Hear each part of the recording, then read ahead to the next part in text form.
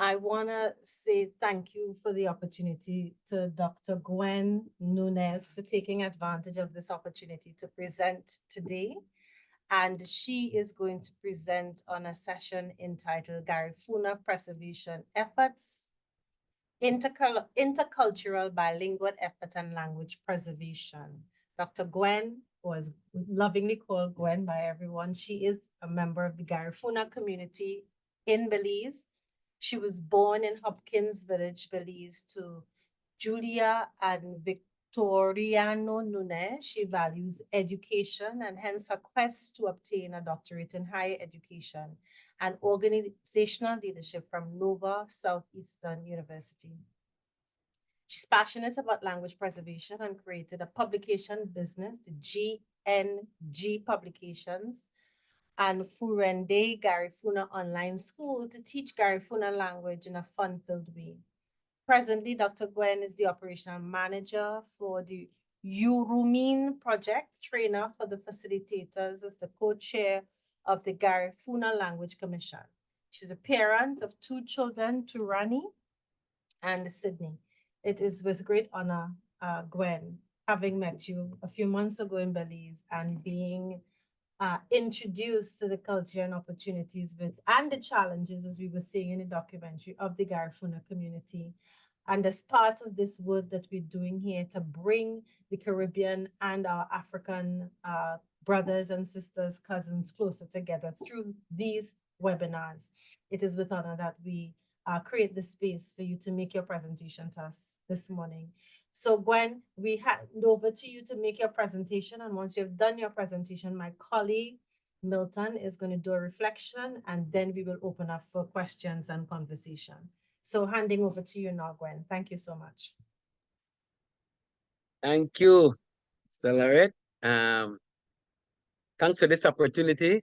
Buiti Binafi, that is good morning in Garifuna, or we say Mabriga, greetings. First, I want to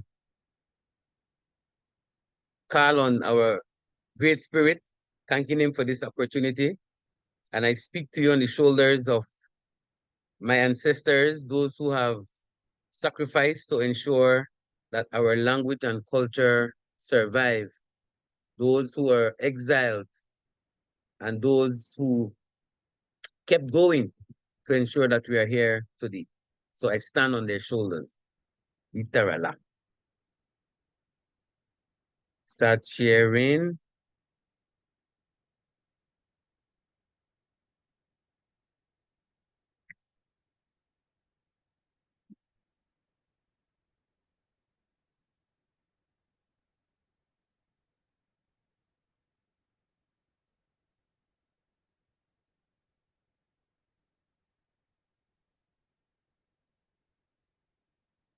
Okay, so again, I want to welcome you and thank you for the opportunity to share my knowledge.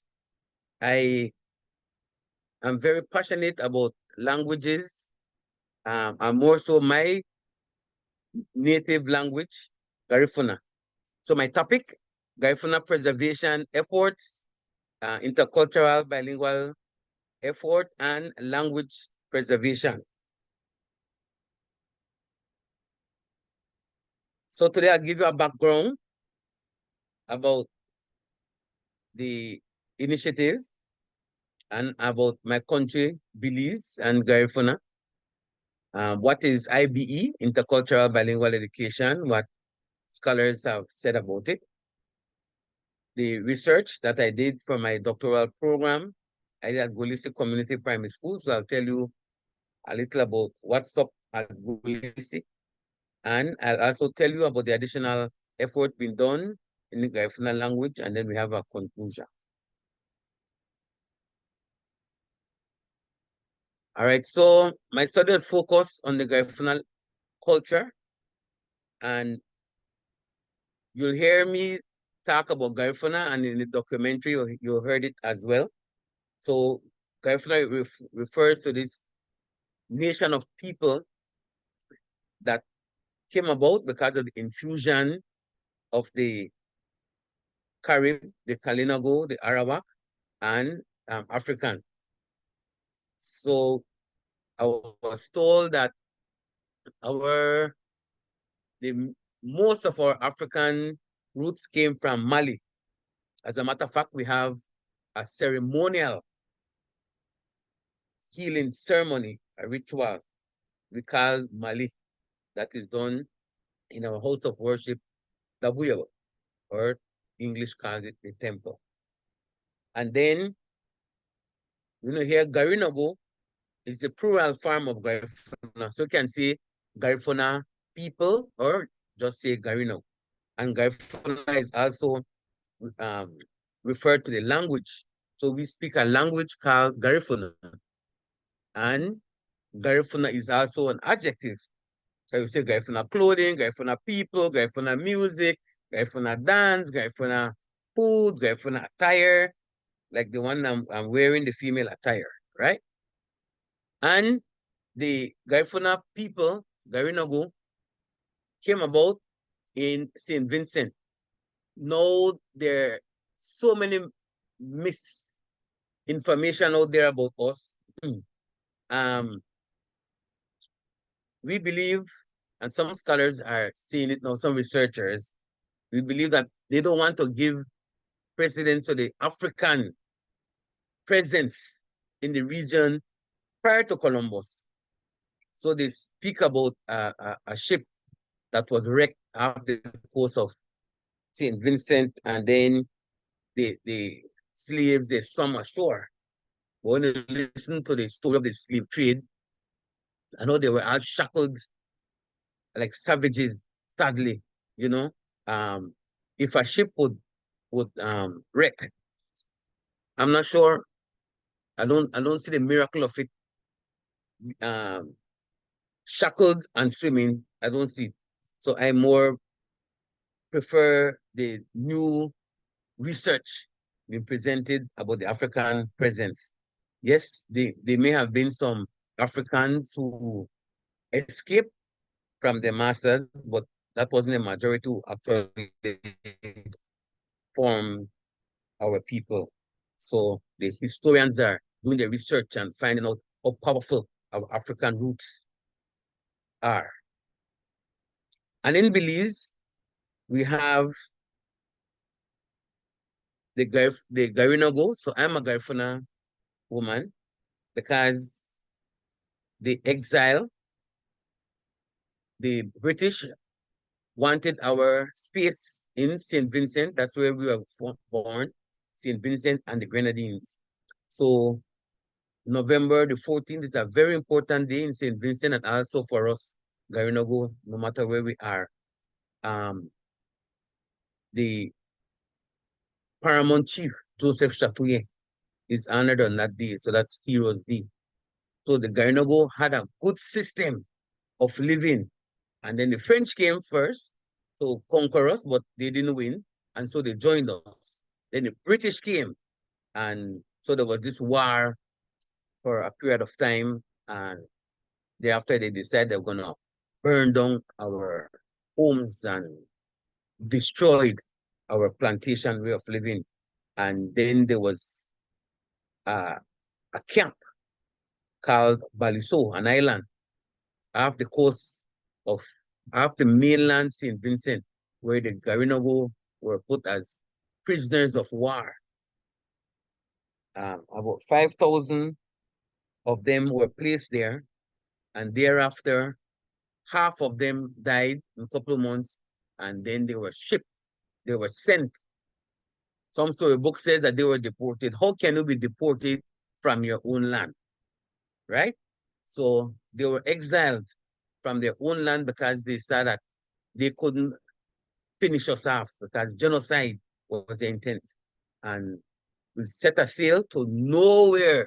There wasn't any destination. But we ended up in Rotan. That's an island off main Honduras. And from Rotan, some of them started to come to mainland Honduras. And then there was the Spanish War. So they had to leave. So we are in Belize. There's some in Livingston, Guatemala, La Buga. Some in Barrios, Guatemala. Nicaragua, Belize, and some along the coast, and some are in America now, and now we're all over, right? So our task now is to ensure our survival. It has shifted and it will continue to shift, a little change, but the core of it we have to maintain, and that has to do with languages. No, there's this idea called intercultural bilingual education. You have multicultural education, you have bilingual education, all those hashtags. So UNESCO defined intercultural education as the existence and equitable interaction of diverse cultures. So you learn to live among others while feeling comfortable with yourself, right? And the possibility of generating shared cultural expressions through dialogue and mutual respect. And that is what IBE does. It ensures that you are comfortable in your skin.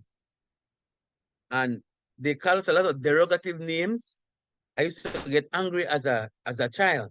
But the older I get, and the more I study, and the more I travel out of my country and my space, and I see different interactions and how different cultures interact and the fusion, I'm like, wow, right? This is how life should be, because you respect yourself, so you're going to respect others. And then the intercultural education program empowers students, like the students who I observed during my study and the school that I'm a part of, Belize.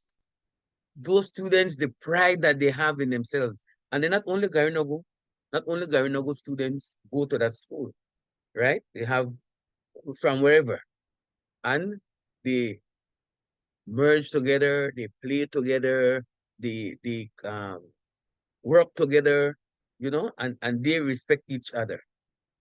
So it empowers students to appreciate themselves while they live among other people from different cultures. And then the bilingual aspect of the education allows the learners to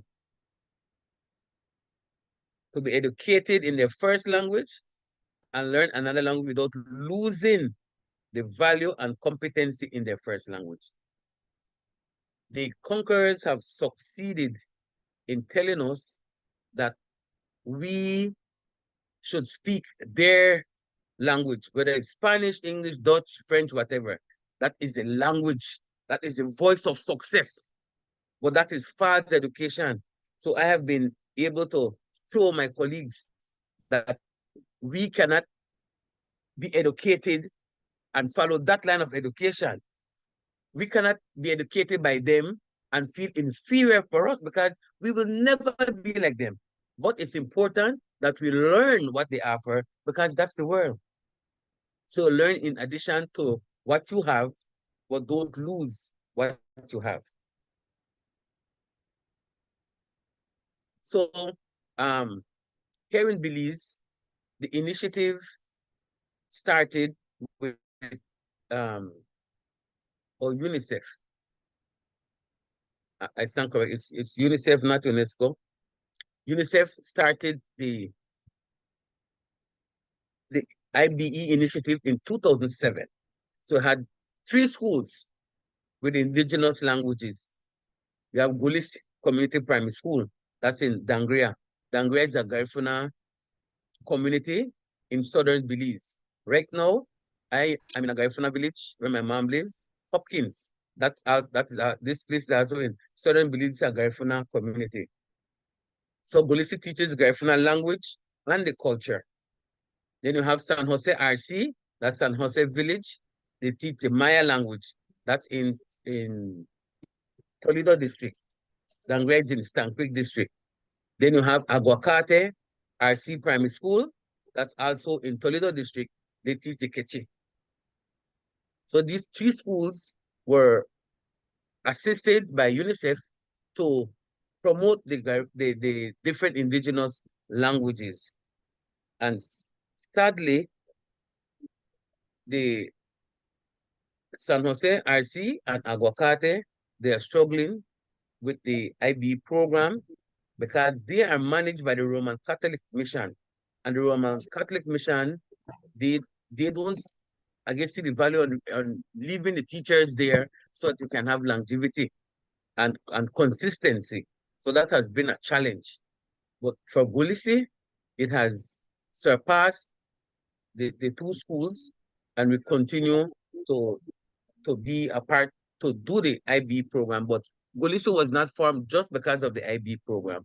Gulisi was to start anyway. Gulisi is managed by the National Garifuna Council here in Belize. So language classification. So I wonder why is it that we are also passionate about language preservation, because there's so much to learn through language. One, so UNESCO has classified languages. So potentially endangered, which means that children and youth no longer learn the language. Then you have endangered. The youngest speakers are young adults. Then seriously endangered, the youngest speakers are moving into middle age and beyond. Plus many no longer have good knowledge of the language.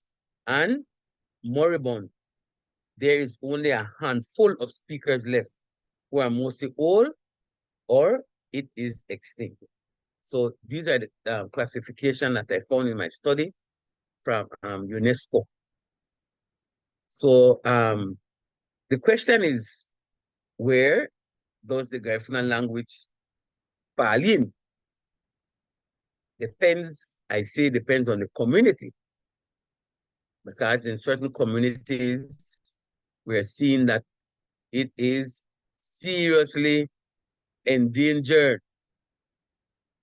In some communities, it is endangered. And in the smaller communities, I believe it's moribund in terms of a handful of speakers left. And that is why we are trying to push to ensure that it comes back to the school system. And I'm glad that there's so many other people who are trying to ensure its survival. So why are we at this point? In my study, there's Dr. Ruiz Alvarez from Honduras. He did his study in Corozal, that's a Garifuna community in Honduras, right? And he calls it language depth. And many factors. One, dominance of other cultures. As you see, we are now among other cultures, like, for example, here in Belize, we've been among other cultures, but we were steadfast in our quest to ensure that the language survived, but now we're seeing the influence. So a lot are speaking Creole, which is English Creole, Belize English Creole. And so that's the lingua franca. You don't understand one another, everybody understands Creole. Parental choice to speak the dominant language to their children to ensure a perceived success. Because we are told that, hey, if you want to be successful here in Belize, you got to speak the Queen's English. As a matter of fact, what they did to our auntie, my grandmother generation, my mom's generation, I had to do a lot of personal communication, interviewing. I went house to house in different communities, interviewing them. Why? I wanted to understand, why is it that our language, at which generation? Only to find out that the educators, the teachers, the nuns who came, told our great and our grands that their language should not be spoken on the school compound. They even had meetings to tell the parents to speak English to their children at home when their first language at home is Garifuna. So now we are seeing the effect. And then I'm also doing a study. I'm not finished. I was wondering if that would be the one that I should present or not. So I said, no, let me finish. Because I have been interviewing children of the men who were sent by the Catholic mission out of the Garifuna communities to different communities in Belize, the Spanish communities, the Maya and Quechua communities, to go and educate. But the more I listen to the children and their grandchildren, what they were told, the more I realized that they were on a mission to promote Catholicism, right? In the process, some of those children were not immersed into the Garifuna language, so they lost their language. Some understand and don't speak. Some speak the language of those who they encountered as children on their way, right? And then an ethnic identity switching is also one of those reasons. Then colonialism, instead of they learning our language, they wanted us to look like them, sound like them, and they've made some good job of that. Because although some people criticize colonialism, some are criticizing, but they still have that mentality, and so they live like that and push that. Some people don't even support our cause. They see no importance in it. And in the process, they've lost themselves. Then they will come to us now when they realize, something is missing. Why does this happen? Why is the connection? Because for us as Garifuna, we don't die, We don't die. Our bodies may die, but our soul lives on. So we have this connection with our ancestors as well.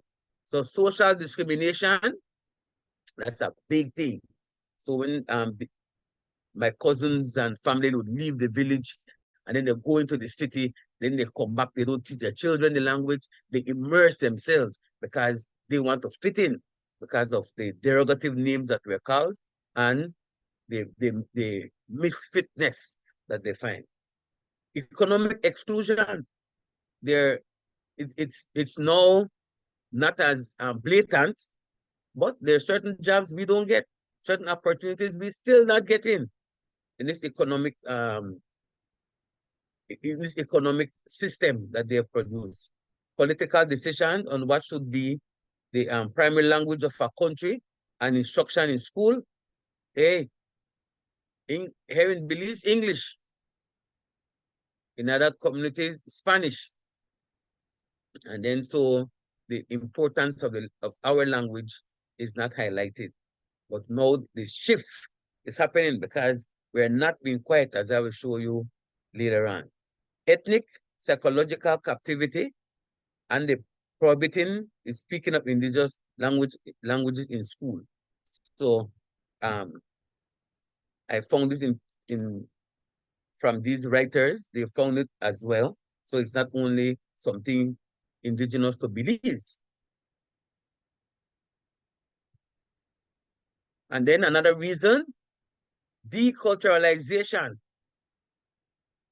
And this is defined a tool of oppression, stripping away the culture of a conquered and or dominated people through segregation and isolation, forced change of language, imposition of a dominant culture through the curriculum and textbooks, denial of expression of dominated groups' culture, and the use of teachers from domination groups. They did a perfect job, the conquerors, because when you go to St. Vincent, where we were born, where we started, where we originated, we from here now are returning to St. Vincent to teach them the culture, the language, and everything, because those who remained were not allowed to speak their language, practice their practices, nothing like that. And then because those who remained had to hide, and eventually they came about. So that's what they have succeeded in doing. No, I did my study at Gulisi Community Primary School. Now, Gulisi Community Primary School started in 2007 under the management of the National Garifuna Council. Because you find out that most of the initiatives to preserve languages and cultures, not from the government are not the initiators, the ethnic group organizations are the initiators across what I found, what my studies have found. And then the government then partners with us. So like at Ulisi, the government pays the school teachers their salaries and then gives a contribution towards the school, which is beneficial. No, Gulisi is the daughter of Chief Joseph Chatoué, who I told you about. She was one who fled Honduras with her 12 male children and settled in Belize. So she's one of our heroines. She's one of our superwomen, right? Exemplary for her time. So the school was named. So this is the attire. That's a Garifuna attire. So the students wear a cultural attire. Also the teachers. So this was graduation this year. I was there, the standard 6 students. So they also graduated in their cultural attire, which does not happen in that community. They normally do gowns and the cap.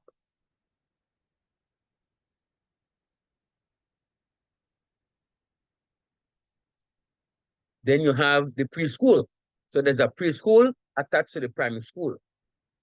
So this was the preschool graduation, and that's the teacher Faye Castillo. And the Gulisi staff. So they are tasked to ensure that they teach Garifuna history, language, culture within the regular curriculum that is presented by the Ministry of Education here in Belize. So now we have developed our own curriculum so that they can have continuation from one level to the next, because they've been teaching, but the language is one of the challenges in terms of the fluency, where they can sing Garifuna in Garifuna, they can sing Garifuna songs, dance with little phrases. So we are working on the fluency. So life at the school. We have drummers from infant 1 right up. Those young men can rattle that drum, man. And then we have singers. They participate in contests. In Garifuna contests, there's a Battle of the Drums organization that does a yearly competition with drumming and singing competition. So they do a lot to promote the Garifuna language through the arts, and Ulisi participates in that. So I said the language start on a daily basis. We still need fluency from pre to standard 6, so we're working on that. The Garifuna culture is alive at the school through history, drumming, singing, dancing, and even the attire. So from the time you get on the compound, when you see the students, you say, oh, that student is from Gulisi. And you notice the colors that they wear, black, white, and yellow. And that's also the color of the Garifuna flag. The black is our African ancestry and the struggle that we have endured and continue to endure. The white is for peace, and the yellow is for hope. And our food type, because we have a yam. The Garifuna people eat a lot of grown food. So the yam is a yellow yam that we eat, and also for our Arawak indigenous families. And then students feel comfortable going to school, and truancy there is low because of the activeness, I don't know if there's a word, of that school, the activities, right? The school is alive, and the students, they're taught the ancestral language, they're taught Spanish, they're taught in English.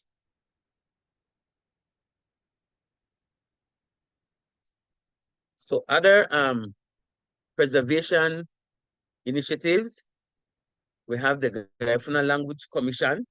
I am the co-chair of the Garifuna Language Commission. So we started last year we got together and then we came up with a curriculum that will be used to teach Garifuna.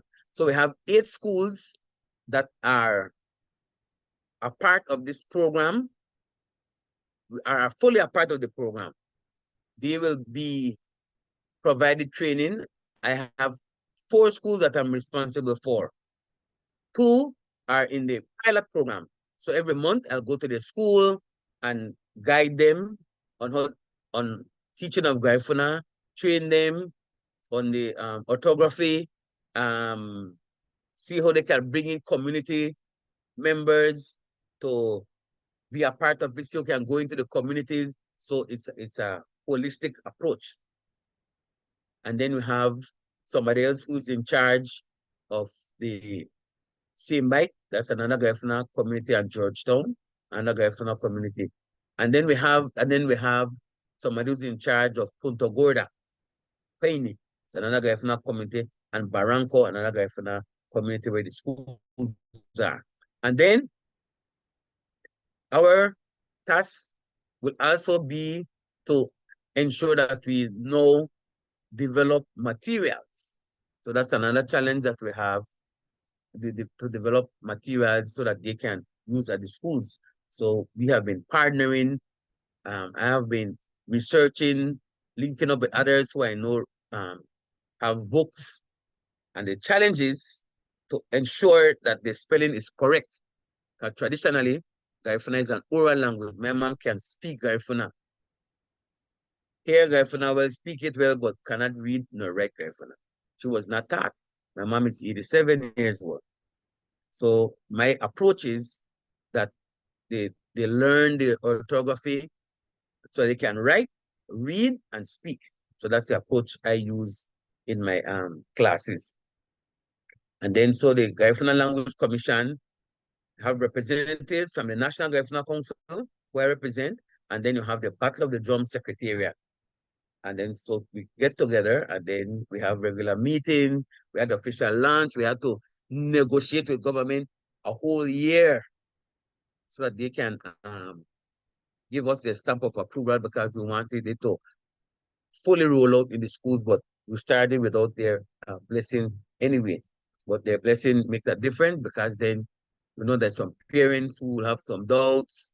We're challenged in some aspects because some people don't see the value in what we're doing, but that's not our problem.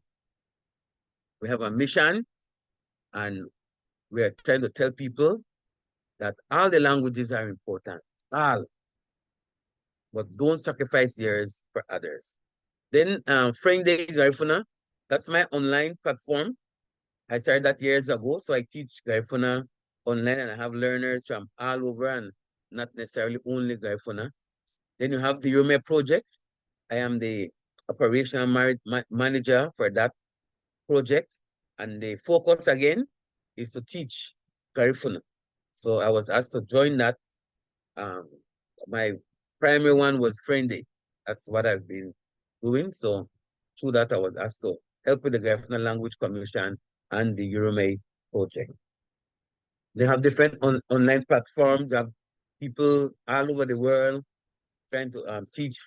And then because there's a challenge in terms of the writing, because there's some Garifuna, I don't understand what they're saying unless if I see the English, I say, oh, this is what they're trying to say, the spelling. So there's a group that I was asked to join, I call it the Coalition of Garifuna Language Speakers, trying to standardize the writing of Garifuna. Some are saying, let it be written the way it is sound, and I'm saying, no, it cannot be. There has to be a standard, so it doesn't matter where you see it, you know that that's the pronunciation. In the Spanish communities, they put J for age, because that's the Spanish sound. But we don't have J in the Garifuna language. We don't have C, we don't have X, we don't have Z, C, we don't have G. We don't have those letters in Garifuna. We don't have the letter C either. Then you have different Garifuna. I know of 2 Garifuna dictionaries. We have Mr. Ruben, he was in the documentary that we saw. And then you have one from here in Belize by, that was initiated by Mr. Eroy Cayetano, our linguist. And then you have Garifuna books. I have volume 1, 2. I'm finished with volume 3. I need to fine tune and send to print. And what I've been able to do is to try to teach Garifuna in a fun way. So there's a puzzle that you do in Garifuna, and on the other side you have the Garifuna word and the English. So it's a puzzle and mini dictionary in one. And I also put it by themes so that people can learn Garifuna in context. And then we have coloring book with letters. My daughter, I challenge her. She's a preschool teacher, early childhood. So she created it, and I challenge my niece. So she has also a book that has been printed and published to teach the Garifuna words for families. And so that is also like a Pictionary kind of book. And then you have the Paranambe Foundation, and that foundation has been able to create 2 books with the letters and one with shapes, shapes in Garifuna in a story form. And finally, our University of Belize has started officially the Garifuna classes. So I teach that on Thursdays, Thursdays, 4 to 6 p.m. online. So our first session, we started June, and the first group will end August the 8th. And then we're going to evaluate. So, and that is going excellent. I don't have to be a Garifuna. I have a lot of non-Garifuna going in my class, and we're having a good time. And it's conversational. That's the way we're going to learn the language better along with the grammatical component. Then we have movies now in Garifuna. You can find some online. One that I was a part of that I produced. It's called Afieni, and that talks about the story, the challenge that one young lady has with the church, because the churches, the denominations, they're dividing us. They come with their own belief system, condemning ours, and so there's this friction at times. So this young lady in Afieni means belief, faith. She is challenged the cultural activity versus what her church is teaching her. And that was written by my cousin, Felin Cayetano, and she's a director and writer. And then so this is the cover of our Garifuna language curriculum. See on my left there, that is the logo of the National Garifuna Council. You have the mountains of St. Vincent. You have implement we call ruguma, and that is where we grate the bitter cassava. It's placed in that implement, and then it stretches because it's porous, made from straw, and then that poisonous liquid drains from it, and then that moist grated cassava that we call hibis, sibiba, is placed on hibis, the sieve, and then the fine part we bake as cassava bread, ereba. And then the coarse part we bake and we make a drink called iyo. And if you leave it to ferment and you want to see the Holy Spirit beyond all the spirits, then leave it to ferment for wine. It becomes an alcoholic drink, and so iyo wine. Right? And then on the right is Battle of the Drums, and they have been doing an awesome job. There's a big, huge drumming competition. They do Garifuna classes in the summer. They do different programs to help promote the Garifuna language. Well, as I conclude, there was so much to say, and I said, but I only have 30 minutes to 35 minutes, so I have to dunk it up. Survival of the Garifuna language is challenged because of the education we have received, telling us that what we have is not good enough, and showcasing other languages as the super languages at the detriment of ours. We are lost as a people when we do not learn the values passed on through our languages. The onus is on us to ensure its survival, hence the many avenues being used to preserve Garifuna, that he shouldn't be there. So I want to thank you, Sereme, that's in Garifuna, Botik in Maya, thank you, Belize Creole, and thank you in English. And that's my presentation. Thank you so much, Gwen. I now hand over to my colleague, Mulabatsi, to do a reflection, and then we'll open the floor for questions. Mulabatsi, over to you. Thank you very much, Lorette and Sarah May, Dr. Gwen, ready for your promotion of the Garifuna Ness. Let me call it Garifuna Ness, which is, what we're sharing with us is about how you promote the Garinagu speaking the Garifuna language. Your work is noted that you are working with, working to see that there is a preservation in terms of the Garifuna language. Your work is about strengthening their voices.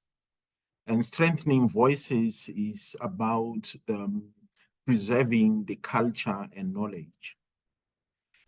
Your work is about helping young people who are the Garinagu to improve their capacity in Garifuna language.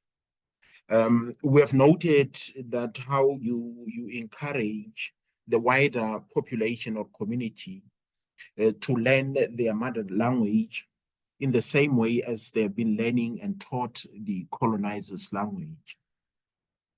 We have also noted now that Garifuna is no more just an oral language, but it's documented language. And similar experiences you had in forcing us to learn the foreign languages is not solely your own experiences. Even here in Africa, we're experiencing the same. And that continuation is still there. But we understand the reason behind is about colonization. And colonization is nothing else but dominance in terms of ways of knowing and knowledge. So we listen very carefully on how colonization was entrenched through the education system and through foreign language. And then how then we begin to gauge academic excellence. Academic excellence, according to the yardstick of the colonizer, is when you are mastering their own language and losing your own. So this experience, we are still experiencing even in Africa, where they force down our throats through colonization, so that they can have what we call, and what you reflected on as, the brain drain, and parents also, perpetuating that indirectly to say, if you seek for job opportunities, you seek for better education advancement, then learn the language and the culture of the colonizer. But we've noted your work and your mission of protecting and then promoting and preserving the Garifuna language and culture. That is much appreciated. And we also noted that it is through language that values and history are passed through language. We can only know who we are because of language. One of my teachers used to, teach us that even language predates us. Language was there before us. And then I thought maybe my teacher is not sure of what he was saying, but I read also the Bible. And then in the book of John, verse 1,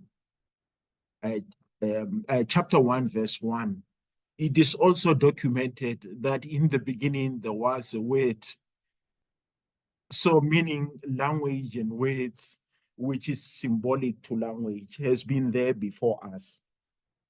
So learning a culture help us to, in passing language, whether it is through songs or whatever forms.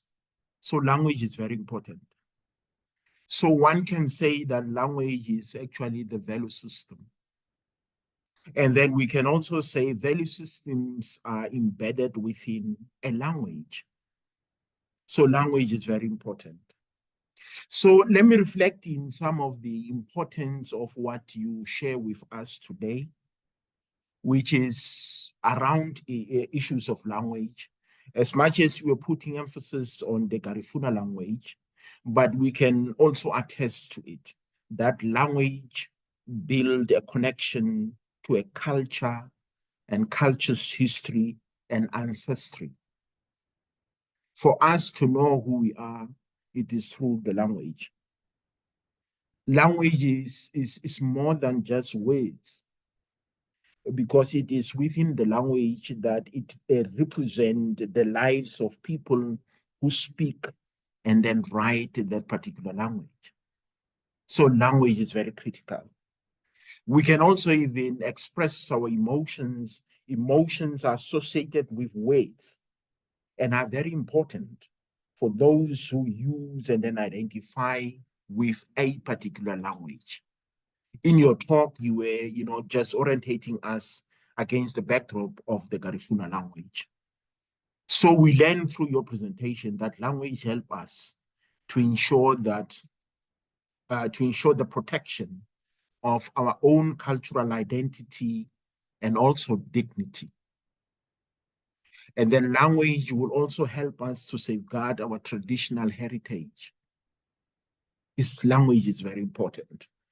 So language actually, what language does, language actually promotes the social inclusion,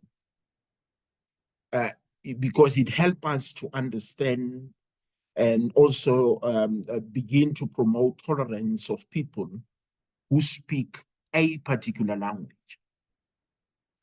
So language gives us voices to communities. As communities, we have voices. And through those voices that might also put us in the center, instead pushing us to the margins or the periphery. So for what we learned from your presentation is that language has power. And then it has power to transcend the cultural boundaries that are there. So the significance of language, it comes when we put it down on the written words, which is very undeniable to say language is very crucial. So it is through the alphabets that we begin to visualize the representation of what language is. So we acknowledge the kind of work that you are doing by documenting the Garifuna language. So language also helps us to communicate with each other. And written words, for me, I always say written words are very important. And for any human being, written words is far-reaching technology that we have available as human beings.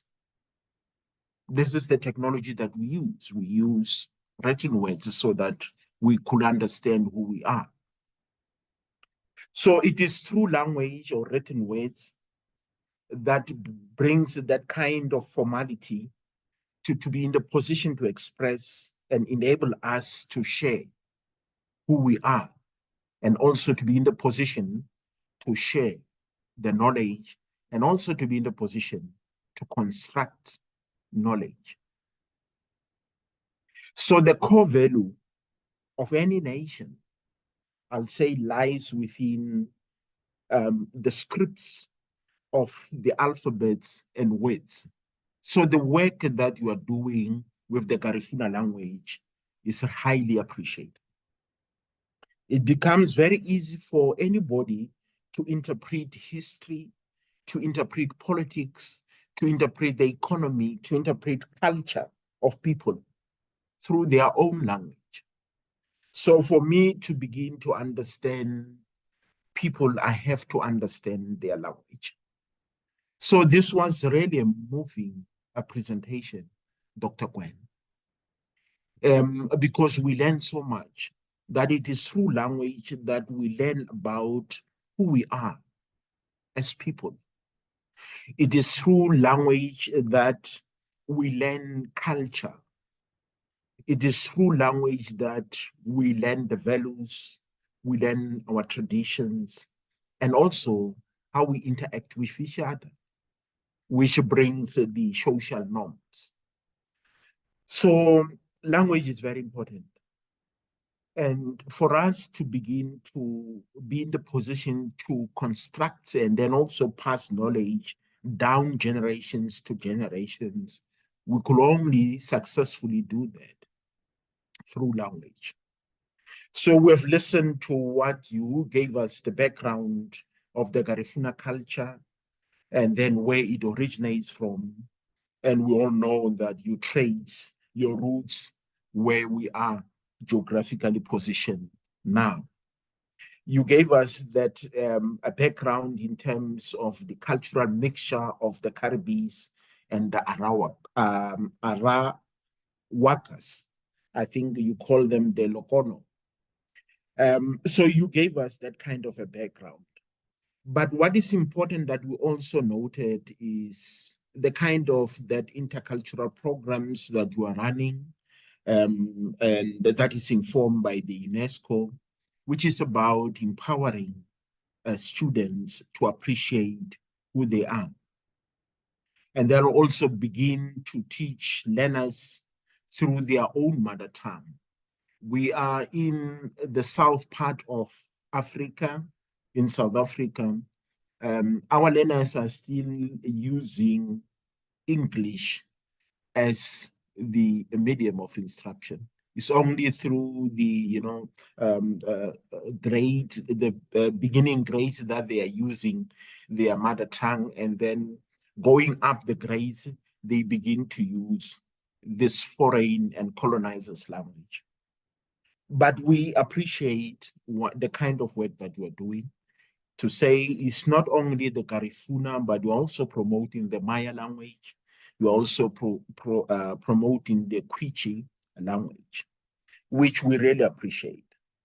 And then you also gave us the background in terms of language classification, in terms of its potential to be endangered, when the language is endangered, on when it is seriously endangered, or when it is moribund. And then you gave us also reasons in terms of for language trends, to say how people begin to lose the language trend or language, what you were terming it as a language death. And this, we see it through dominance of other cultures. You were telling us about this Catholicism, which is a promotion of the colonizers in a way through education system. You were also telling us how this colonization was packaged. Colonization was packaged differently throughout, for one reason, and one reason only, which is about dominance. And we still see the dominance even in 2024. So you were conscientizing us about that, to say how this can put people and then exclude them, marginalize them, push them to the periphery, even at the economic level. And then how that is also entrenched within the political dominion for making political decisions, to say which medium of instruction can be used, and which language can be used for medium of instruction. And how they also play this kind of a psychological a game for ethnic psychological captivity. How they prohibit, the speaking of indigenous languages in schools. How they push and then the deculturalization and promote a domination through segregation, through isolation, through language imposition. That's what you share with us. And then we acknowledge and then also noted everything, the kind of work that you have done, and then the kind of work that you also do with the Gulusis school. You show us even the kind of, the attire that they wear, which reflects also what we wear, those dashikis that they wear. But what is important is those colors that you also preserve, to say why you choose blackness and then what black in those dashikis represent. It represents, the blackness, ancestries, our struggles that we go through. You also tell us about the white in those dashikis that represent peace. And then that yellow that also reflect on the kind of, our dietary, which is the yellow yam. So we learn so much from you. And then you share towards the end on your conclusion to say, what other initiatives have you taken in making sure that the language will not die? To say, how then do you promote that? What kind of projects are you involving in? What kind of coalition are you pushing? And then even I'm happy to learn that the University of Belize also gives the space to promote the Garifuna language. Dr. Gwen, let me pause there. Instead of, I was just trying to touch the soul of your presentation, which actually moves me. I think I'm moved because it reflects and then touches on the importance of language and then why language is important. Let me pause there, and then I'm sure colleagues will be asking questions. Dr. Lorette, you'll facilitate the questioning. If there are questions maybe on the chat box, you can facilitate that. But maybe I can also pose some questions, Dr. Gwen, that I know they are very common questions that people always ask when it comes to issues of language. One of such questions is, why do we want to preserve language? That's the most common one that people will always ask. Maybe you'll want to reflect on that. And then why is it to learn and then maintain a language? Let me pause there, Dr. Gwen. Thank you very much. Okay. Thank you for the question, my brother. Indigenous languages are powerful tools for values and respect. For us, the elders are held in high esteem. And so there's a separation that helps you, the person, to maybe not to know your place, not in a negative way. For example, and also it helps with authority. The child has words, the adults have words, then they have unisex words. For example, values are taught in basic answering. If I want to say yes, my mom asks me a question or I want to answer, and I want to tell my mom yes, or an elder yes, Y-E-S in English, I would say aha, A-H-A, aha nugushu, yes, my mother, aha nofuri, yes, my aunt, aha niawite, yes, my uncle, aha nugushihanya, yes, my uncle, that's my father's brother. And then there are certain distinctions that we have that helps you with identification. The word for uncle, for example, is iawite. But there's another word, ugushi haya. So when I say ugushi haya, and then first person letter is N. So ugushi, I say nugushi. I'm talking about self. Say nugushi haya. Automatically, I know that that's my father's brother.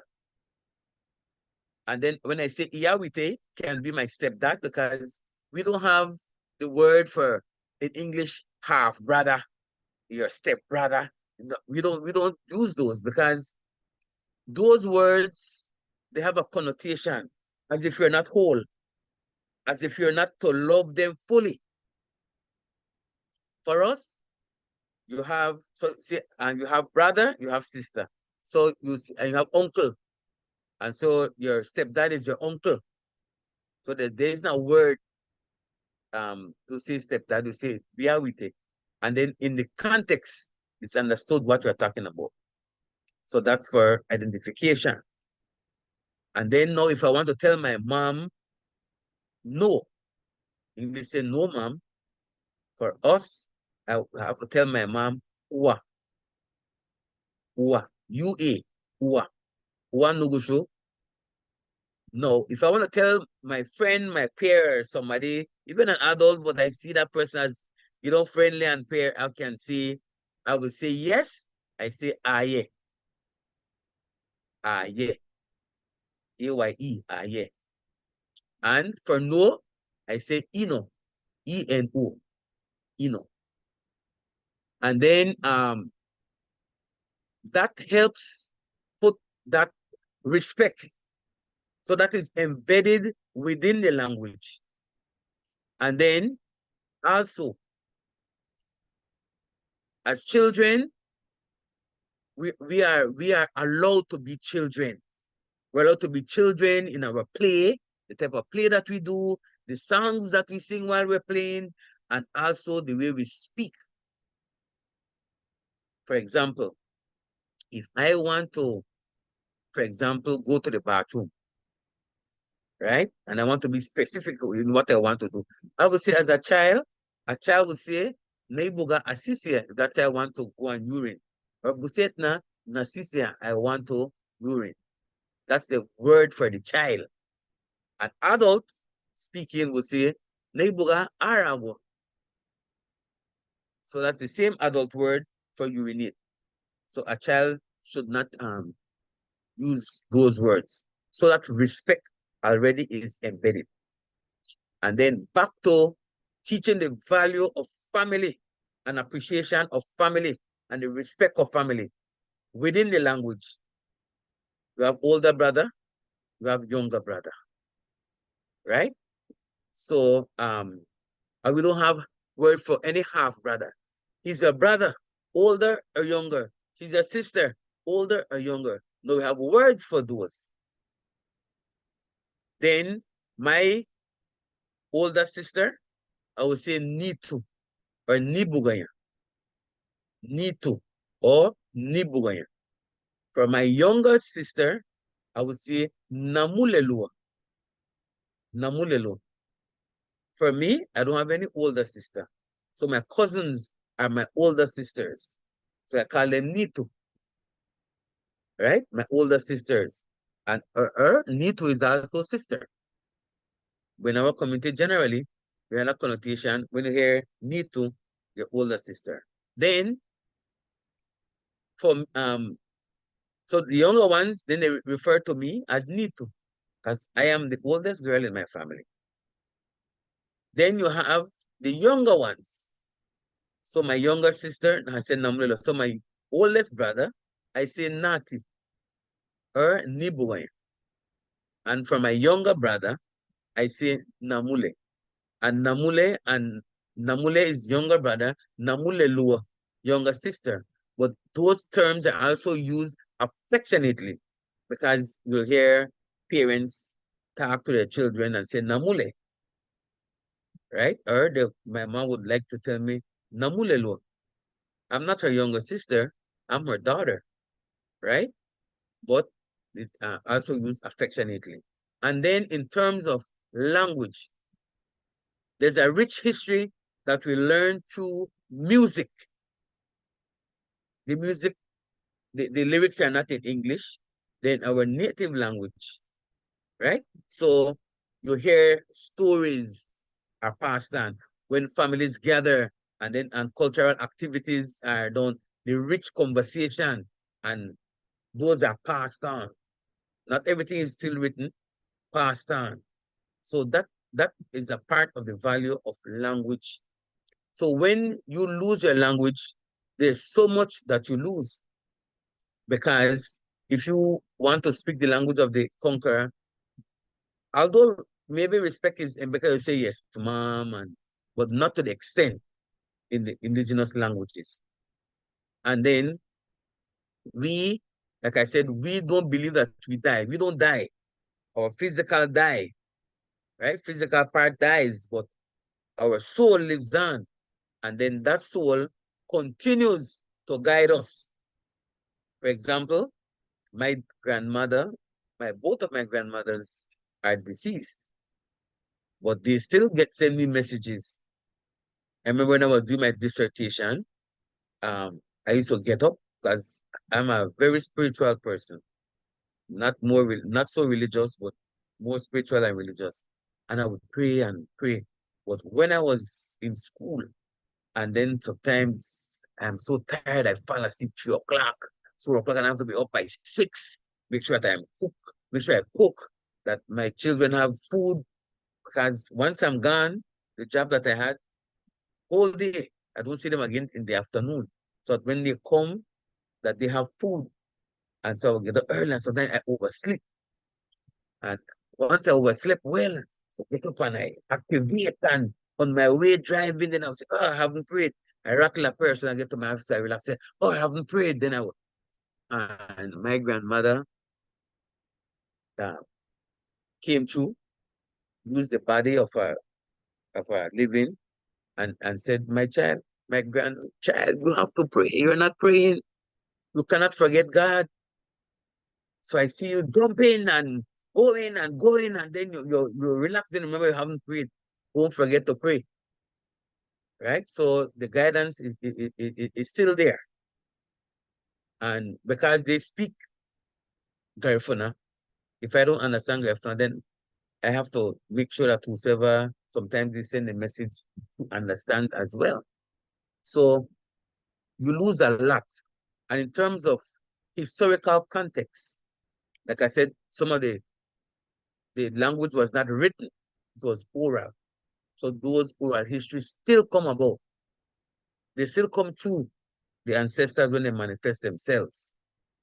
Right? So you're losing history. And even if the language is written and somebody will write their story in Garifuna, then you would have lost that. Right? And there are certain things that are lost. There's certain things that are lost in translation. If you do not know how to translate, it will lose it. During COVID, the Ministry of Health, through the Women's Organization and PAHO and WHO, they contacted me and asked to translate the messages. They wanted it in all the languages. Certain words we don't have. Certain ideas, the way they state it, we have to state it in such a way that it has the same meaning across. Right? So all of that you're losing out on when you lose the language. So it's important for language to be preserved. One, for continuity of a culture.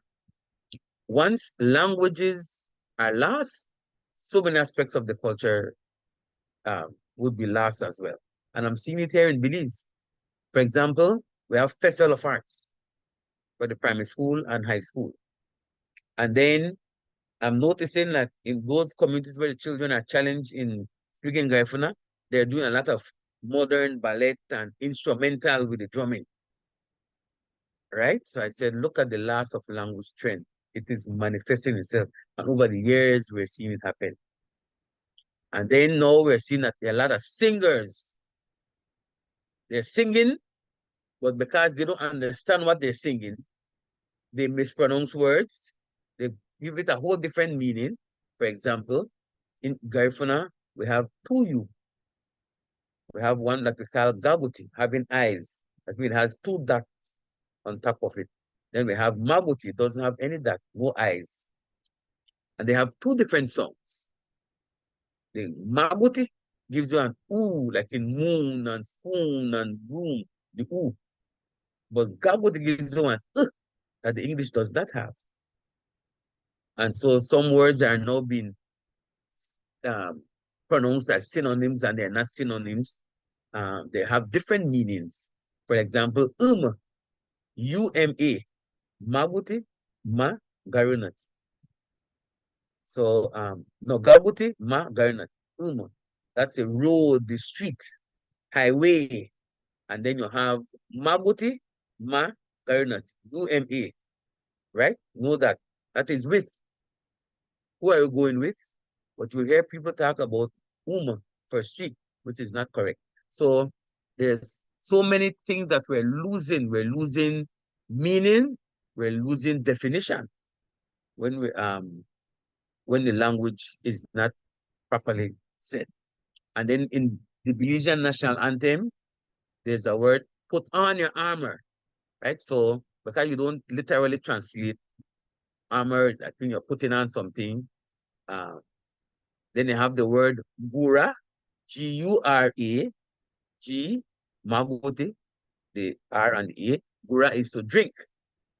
Then you have gura, which is to tie. G, gabuti, R and A.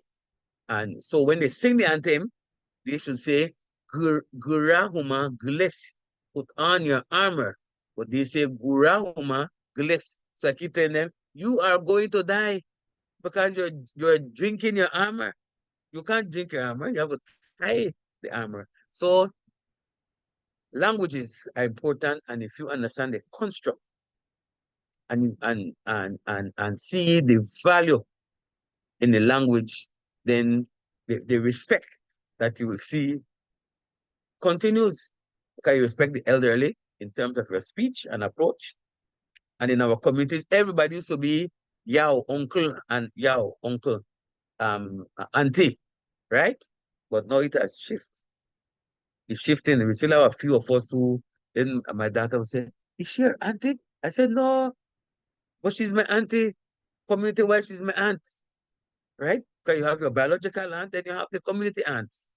And that helps to embed the respect. So there's so many other examples that I can give you in terms of the language, and and those examples I've tried to put within my publications so that people can understand. And this last publication, I was able to include the words that are close in the Caribbean Arawak language, because I've been blessed to go to the First Peoples Conference in Trinidad and Tobago for years, and then the descendants of the First Peoples. So you have the Garifuna people, you have the Lokono, the Arawak, you have the Kartik, you have the different indigenous groups. And so, but I can go to the Caribbean, the Arawak, because I want to see how our languages are similar. You have the Kalinabu, and there was a song that they sang. I was able to understand most of it because of the similarity in the words. And so I said, and people need to know this. So my grandmother is Mrs. Marcella Lewis. She's my maternal grandmother. She had a publication. She ignited the interest in me to learn Garifuna and tasked me before she died to ensure that Garifuna dual does not die. So that the challenge is on, right? And then so she gave me this dictionary that she worked along with a student who came to Hopkins, did a research, and the student came up with this dictionary. And so she gave my grandmother dictionary with French, I think not Dutch, and Arawak and Calypso. I've been using that to see the similarity in the words. So, in a nutshell, sorry for the long answer, but I need to clarify the examples so you can see the value in language. Oh, and the males and also authority, as I said, the males, certain words, they speak a different word. They say a different word, but we understand each other. I saw a documentary the last time about I couldn't remember the place, but it's in Africa. And this researcher was all mesmerized because the males spoke differently, the females spoke differently, and they understood each other. He was all excited. I said, he has not met the Garifuna people. Because for the males, for example, you, the word you, the male say amur, the female say buguya. For I am, the female say nuguya. So say I am Gwen. And if my name is, if a male is Brian, he say Brian Ow. So I would say Gwen Nuguya, but he would say Brian Ow. And then for Brali, for example, I say Nuguyon, my Brali. The male say Nibamu. Is Brali, right? My Brali, but the male voice. So, but then the words that are across. So. Thanks for that, Gwen. I think it's certainly a lot more to learn, but you've given us a flavor for points of interest, but importantly, continuing to recognize, I think, as we seek to recover, as we seek to remember, as we seek to reclaim the importance of language as part of that journey in that identity reformation and in grounding of who we are and in the grounding of our communities. I am keeping my eyes on the time. We are now at 11:27. We are 3 minutes away from ending, but I do want to find out if any member of our group that's here still, because we are losing people, if there's anyone who wants to make a quick comment before we wrap up, before we close. So I'm gonna take a few seconds to create the space for anybody in the room. If they wish to make a quick comment to continue the endorsement of the work that you're doing and the congratulations and our appreciation for what you've been doing. So I'll pause a little bit to see if anybody wants to open their mic and do that before I close off with our thank yous. So I'm just going to be quiet for a little bit.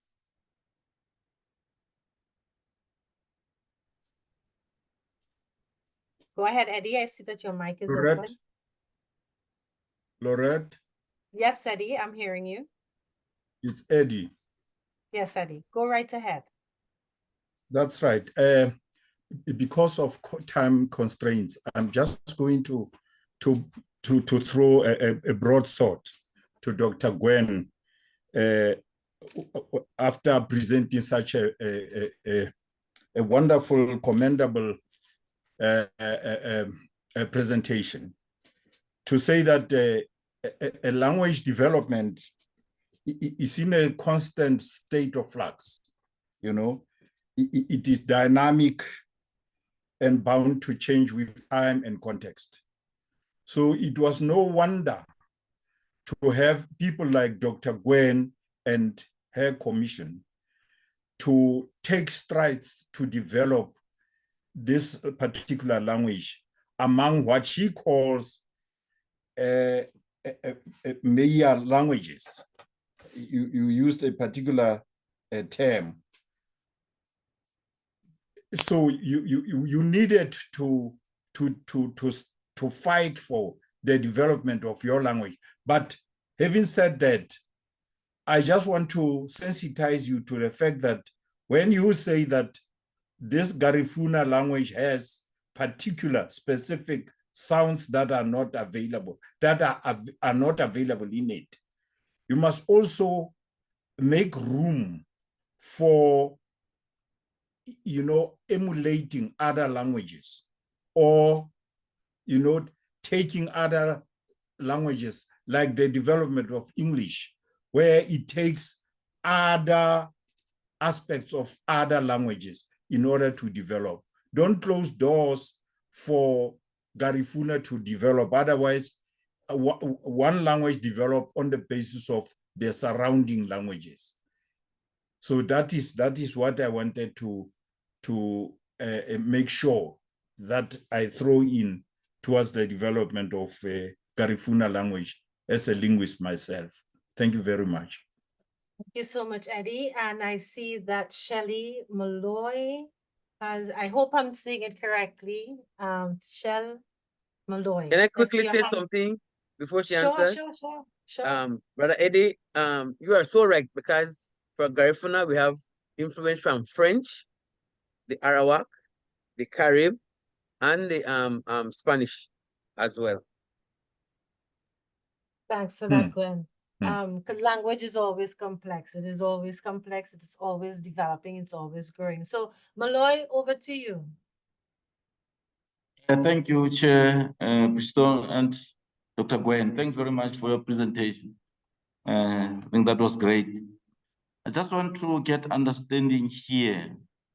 June, I attended a mathematics conference. As we're talking to teachers, informally so, although there was the plenary, where we are encouraged that we should teach in our mother tongue languages. But there is that resistance from teachers saying that it would not work. I just want to get maybe understanding from Dr. Gwen, how can we assist such teachers to change that kind of a mindset? Because really there is that resistance that we can't go back to the home languages where we teach maybe mathematics. Yes, maybe I would end there. Thank you. Thanks, Malloy. So Gwen, if you can give a quick, hot response to that one. It has shown everywhere that it works, because when you explain to a student or anybody in a language that they're familiar with, it brings a level of clarity. So that is why at early childhood they're told teach in the language of the child as much as possible, because then that understanding will come better. I was told I was a slow learner as a child, but they didn't realize that they spoke to me in English. I have to hear it in Garifuna. I fix it up in Garifuna, then I speak, right? It brings clarity. So don't give up the fight, because understanding is better to your language. Thanks for that, Gwen. And I think we can't give up the fight, not only because we are seeking to ensure the fullness of learning for our students, but it gives our teachers another language, a different way. It adds to the repertoire of the ways in which they make interventions in the learning of the lives of their charges. Look, language is interesting. Language is fascinating in all its many forms. The ways in which language opens up new worlds, different ways of imagining for all of us, but also importantly, the ways in which language can be used to close us down, to limit our thinking, to prevent us from veering or daring in new pathways. So language is a tool, and I want to continue the endorsement of Gwen and other linguists and those who seek to preserve and to recover lost language, that we always put that tool to its best service and its best work for the welfare and the well-being of our humanity, wherever our humanities resides geographically. Gwen, thank you so much. You certainly switched me back on when I met with you in Belize. You left me thinking. I connected with you over the drums because I love the drums. And you continue to do that work to make us think differently about how we serve, whether we're serving through our quest to preserve language, whether we're serving through our quest to enhance numeracy and mathematical literacy, wherever our quest to serve is. Thank you, Gwen, for continuing to be one of the many around us who encourage us to keep working and not give up the fight. Cecilia, did you want to say something before we close off, or was that accidental? Okay, that being said, Mulabatsi, any final last sentiments before we say thank you to Gwen and to our colleagues and tell them look out for the next session? So Mulabatsi, I leave you to take us home. Okay, thank you very much, Dr. Gwen. Really, we appreciate everything. I think I'm going to do my homeworks in learning the language. I'm so hooked to Garifuna. I think I learn, but I should say Sareme once again, and then is it Bungui Ban, which is God bless, and really for appreciating everything that you share with us. And then I should also thank each and every a colleague who just really put their time aside and then come and then joining us. We appreciate that. We will share with colleagues who's going to be our next presenter for next week through the normal way of sharing and then extending the invite. I thank you very much, Dr. Gwen. We appreciate that. And thanks, Lorette, and thank each and every one of the people who contributed and then who were with us today. And from our side, it's good evening. I know from your side, it's still in the afternoon. It's morning. It's morning for us, yeah? Yes, yes. Still morning. Okay, thank you very much. Thanks, Lorette. Everyone. Thanks, everyone. Bye. See you all next week. Bye. Ayo.